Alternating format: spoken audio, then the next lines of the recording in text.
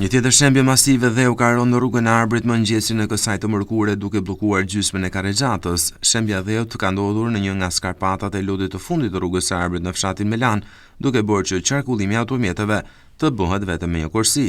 Për të shmangur aksidentët, në vendin e ngjarjes doli policia rrugore e cila orientoi drejtuesit e mjeteve për të shmangur rrezikun. Sa kaq, pritet ndërhyrja e mjeteve të firmës që e ka ndërtuar këtë segment rrugor për të larguar inertët dhe baltën e rënë në asfalt. Segmenti rrugor e Revel Peshkopi është ndërtuar i gjithë nga fillimi si pjesë e rrugës së Arbrit, loti i fundit. Punimet nisën në gusht të vitit 2023 dhe përfunduan në maj të vitit 2025, ndërsa ka shfaqur probleme të ndryshme, sidomos me skarpatat ku në disa vende ka patur rrëshqitje të dherave. Rreshtet e fundit të shiut nxorën në pa problemin e mungesës së ndërtimit të kanaleve ujëmbledhëse mbi rrugë që bëjnë të mundur shmangjen e shembjeve të tilla në ditët me shi.